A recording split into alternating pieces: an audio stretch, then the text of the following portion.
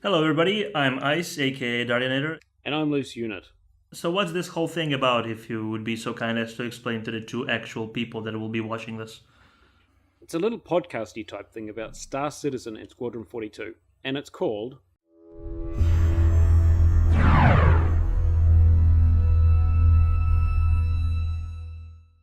Fortnightly Frontier. Frontiers. Everybody got that? Right.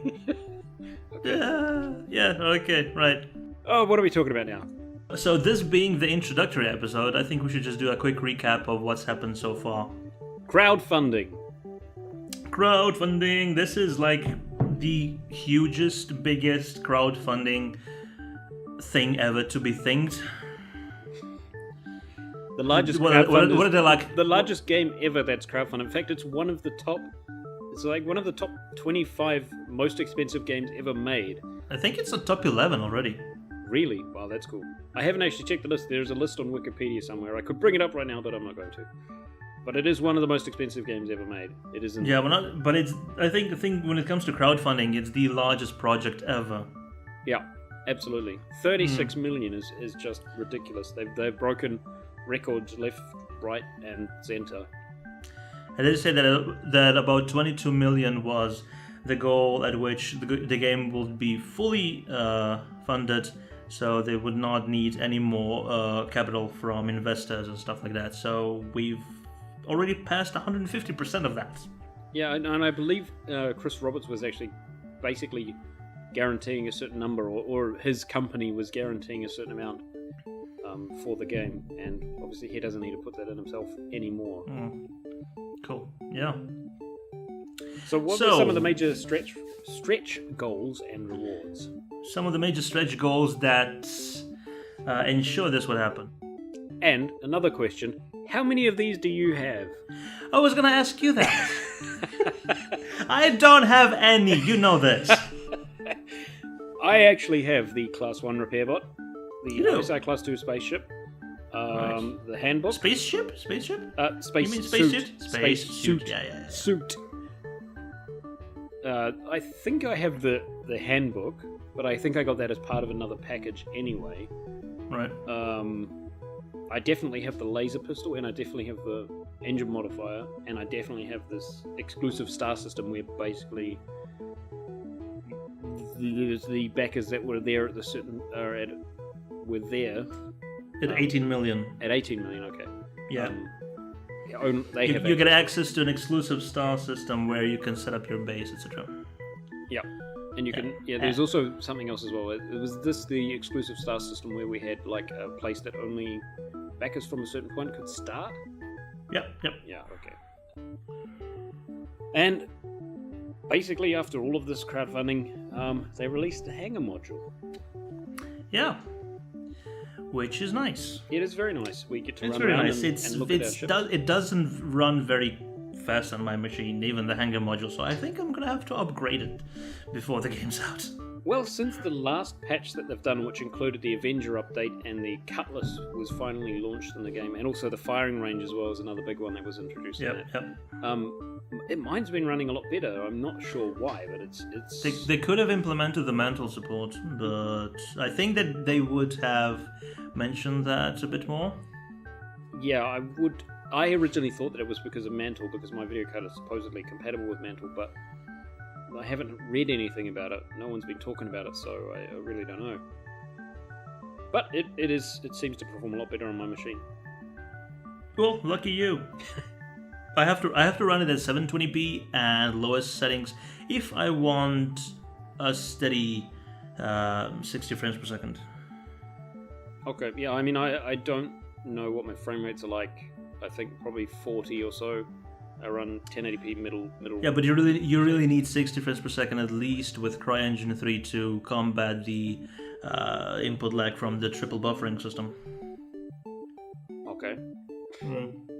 Because even if it drops to like 30 frames per second, the input lag is already at 200 milliseconds between your action and something happening on screen, and that's noticeable. I mean, if you get to 100 or lower, 60 frames per second would be like 100 milliseconds, and that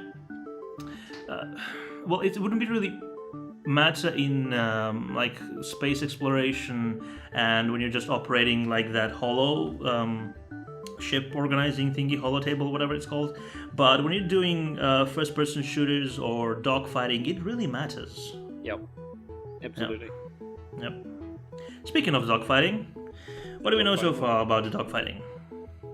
Well, what's known so far is basically it's going to be like a training simulator. You get into your aircraft in the hangar, and then you get a holodeck effect around you, and everything kind of closes off, and so you're still sitting in your hangar, and it's effectively a simulation where you can go and try out different things. Yep, and that's going to be cool. I watched a video today, actually, an interview of Chris Roberts, and he said it was probably going to looking like it was going to come out around March or so. March only? Yeah, but he also said he wasn't going to get involved in a date yet because they're going to have another look at it in January sometime, probably late January, to check where they're actually at, what they can actually release. But yeah, it'll be mid to late February at the earliest, anyway. Do you think that since it's going to be that late, there will be few more ships than just the Hornet in it? Well, again, that really is a subjective, not really subjective, but that is something that needs to be looked at thoroughly because there is a lot of stuff that needs to be done for these ships. And the earlier you release the dogfighting module, if you've seen any of the live streams or any of the videos, you'll see that how many damage states and just how complex the whole damage model is. Yep. So it's not just model the ship in Maya and export it into CryEngine 3. There's like just so much work that still needs to be done afterwards. Yeah, absolutely, and it's that long. Like the ships are being worked on as a separate thing, so they are going to be imported into the game. So the longer we wait for the dogfighting module, the more likely we are to get some extra ships in there other than just the Hornet. But we know the Hornet is definitely going to be in there, and it's definitely going to be one of the first ships you can fly. So for anybody who doesn't know, in the dogfighting module, if you don't have the Hornet, you'll be given one. And as soon as the ship that you do own is implemented, the Hornet will be replaced by the ship that you do own, and you'll be able to use that in the dogfighting module. But you'll only be able to fly the ships that you do own, which is kind of a dick move for an alpha.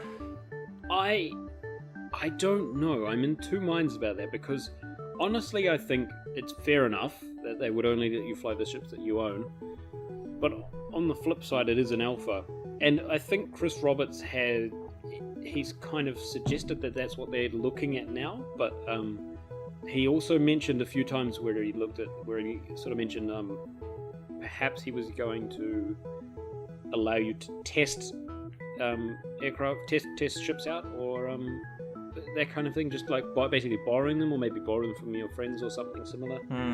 But don't they need to release the whole organizational backbone for the organization, so we can actually move everything we have about it from WordPress and Reddit onto the RSI website? Yes, but I don't think they have a release date. They said it was early 2014, I believe. It wasn't firm. There's a lot of security stuff, obviously, that needs to be put into this. That's true. And but it is early 2014 now. Yeah. Give me my damn hangar multiplayer guild management stuff now. Yeah. Damn it. Yes, now. It's been like 5 days in 2014. I want it now because you said early 2014. Yes. Exactly. Right. So how many times have you watched the live stream, the latest one, where they showed off the dogfighting module? You mean the live stream? I've only watched it once. I mean, I've watched the whole thing. It's 2 and a bit hours, but I have actually watched the dogfighting bit of it, the dogfighting demonstration, twice, because that's freaking awesome. Yeah, it is. Yeah. And I really loved it when they were demonstrating. They were like showing the ballistics, or they were shooting the ships, and the ship was hit at a point, and it started rotating gently. and that was because awesome. it's like every bullet has mass and kinetic energy, and it's going to, it's going to affect. Yeah.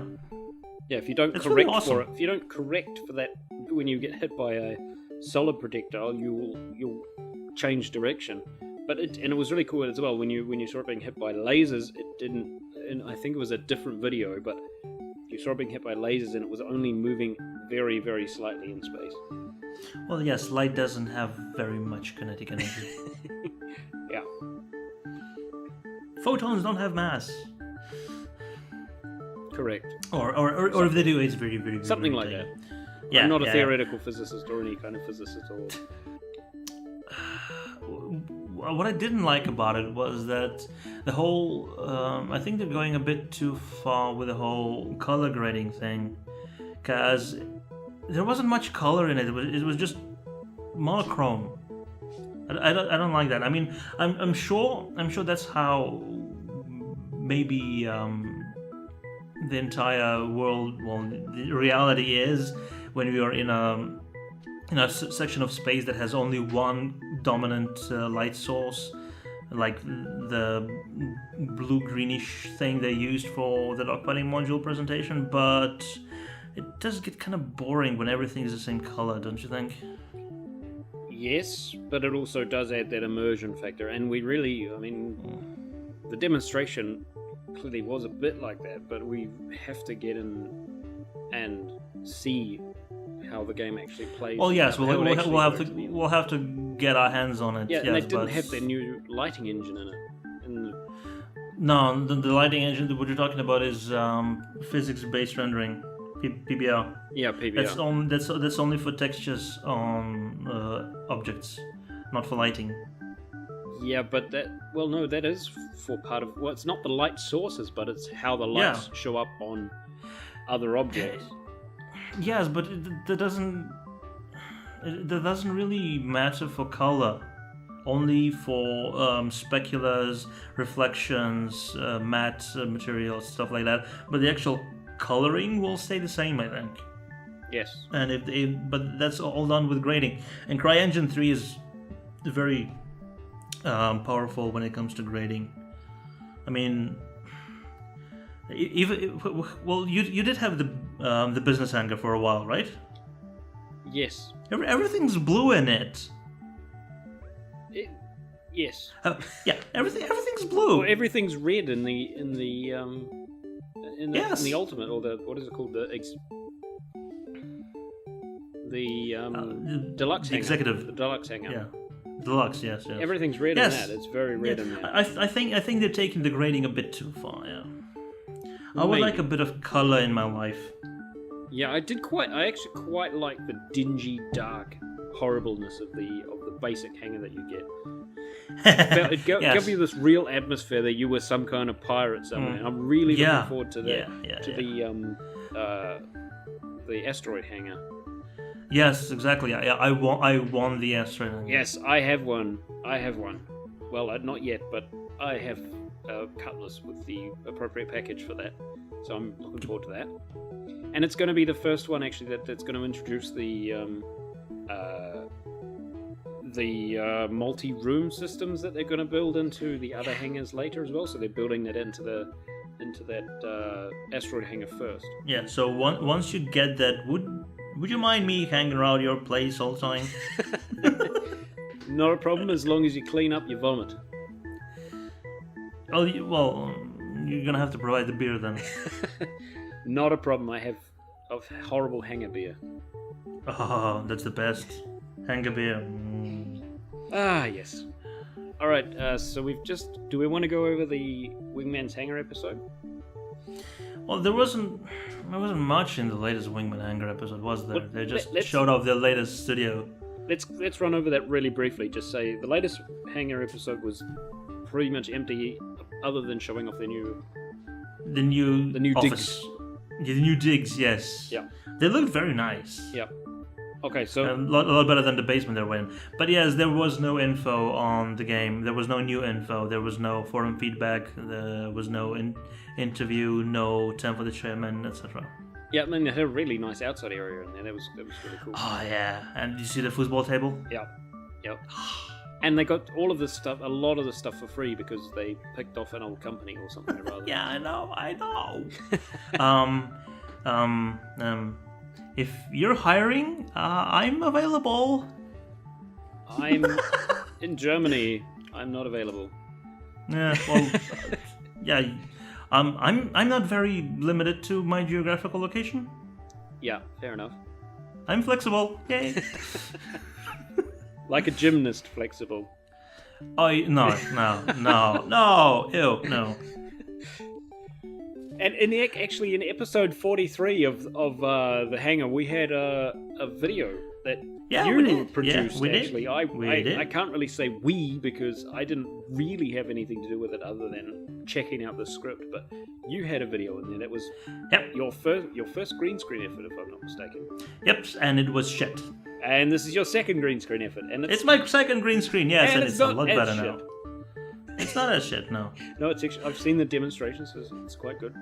Yeah. You're gonna look behind you and have something there. I don't know what. Maybe a fish tank. We'll see. Yeah. Yes. It's the fish tank. Yes. Woo. I think I may change my mind. Excellent. You'll have to see until this video is out. Yes. So let's run over Uptech really quickly. Right. And Red Faction. Uptech. Yes. Okay. On to other business. Uptech. Other pirates transport and escort company. What? I said Utter Pirates Transport and Escort Company. Yes, Uptech. that is the correct name. That is the full name. Full name of our organization. Yes. So we comprised are members of you, me, and 13 other people, I think. No, it's more than that. We got like 20 more than that. members or something now. Jeez. Oh, okay, cool. Yeah. Right. We are not, just to clarify, we are not making these videos to promote Uptech, but we wanted to be clear that we are actually part of that together, and then we're just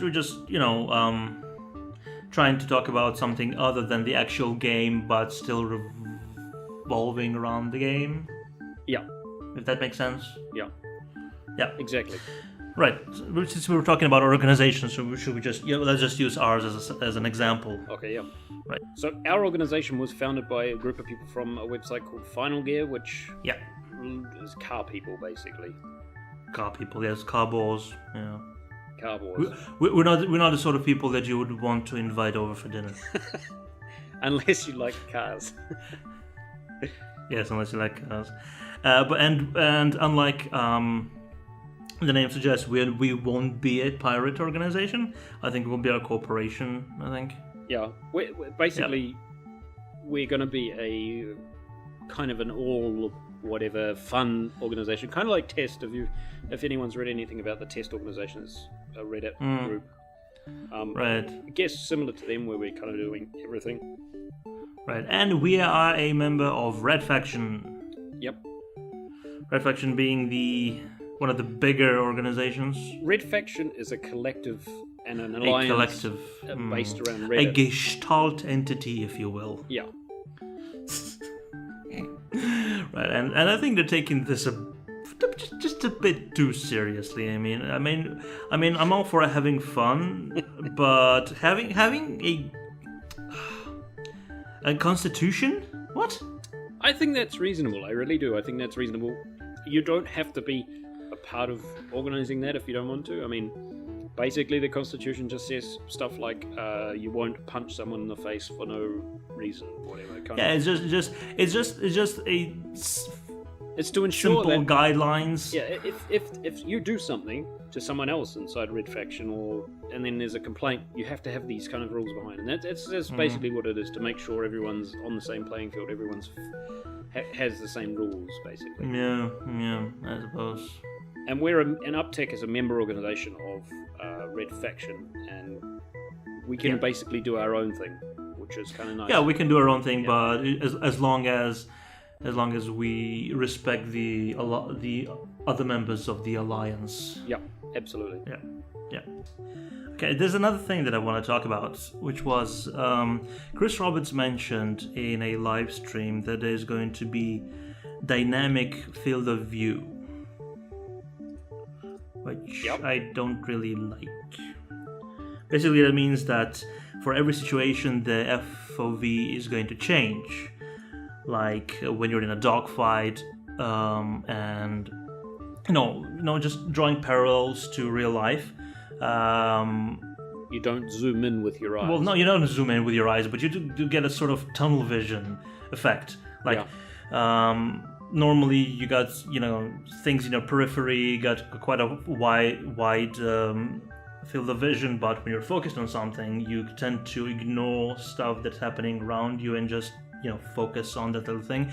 And Chris Roberts said that that's going to happen in game, and so the field of view is going to narrow and focus on the thing that you're doing, like in a dogfight when you're firing or chasing a ship. And I don't think that's...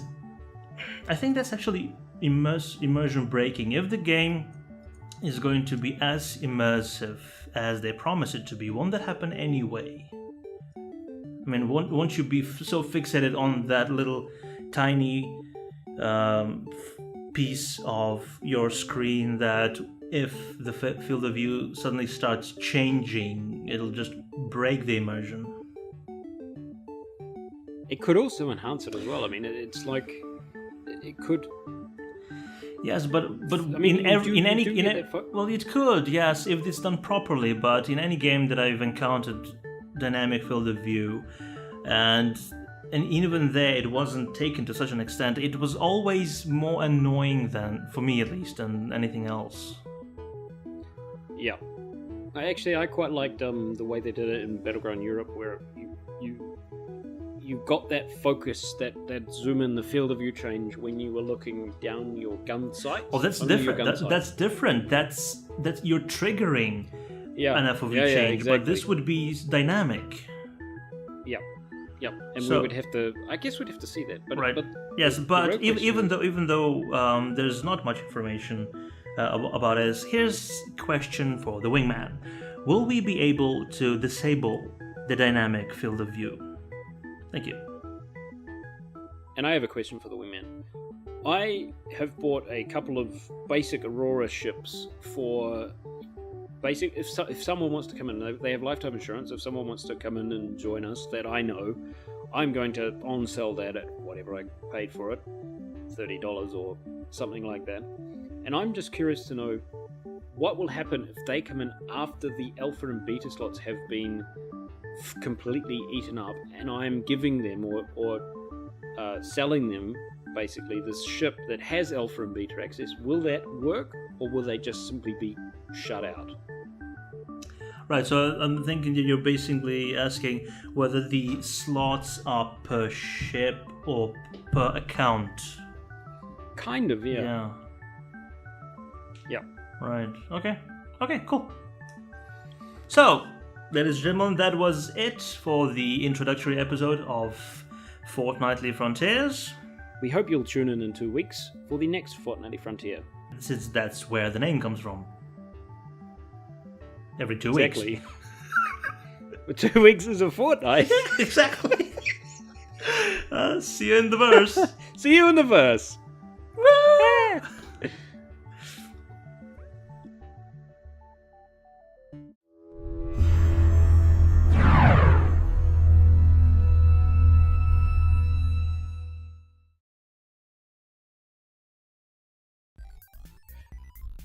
Ladies and gentlemen, tonight on Spacebar, I am drinking Leafer.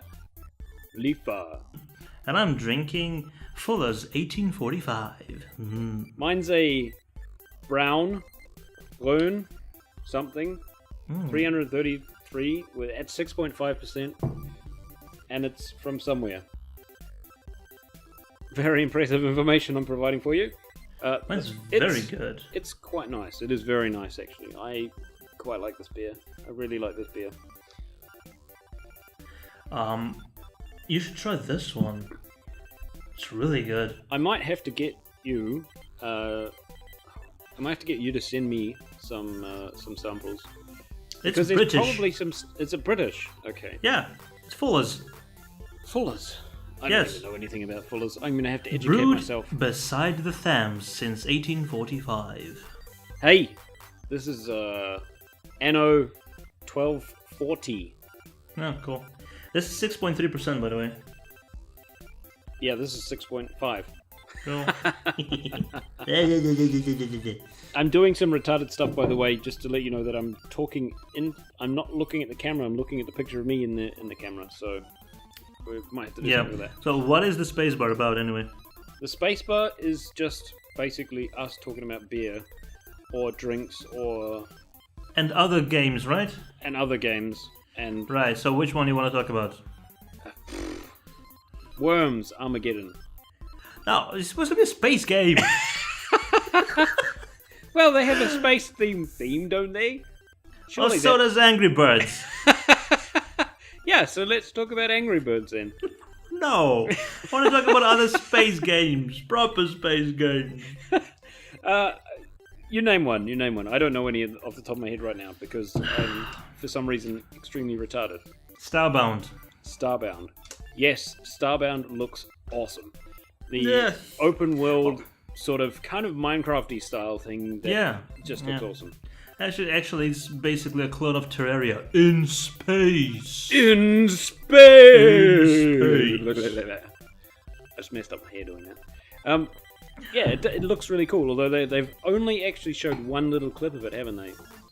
They've said something, they basically came out and announced it with this clip.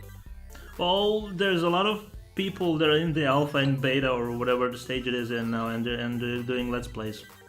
Okay, I haven't actually checked that out. I'm going to do that. Ethos, one of those people I watch him. It does look really cool. There's a lot of items, unlike Minecraft, for instance. Think of more of it's like Feed the Beast in terms of quantity of items, different items. And what is the expected price going to be for that? No idea. Okay. But it shouldn't be in AAA. Maybe something like Minecraft. So 20 or 12 euros, something like that. 20 euros. I know there's a 2 in it. I know DayZ was planned to be like maybe 10 euros or so, and they've come out. It's 23 or something. So good quality. It's still a third of a AAA title. Yeah. Awesome. Yeah. So we will obviously have to check that out at some point, and and put something on the spacebar maybe.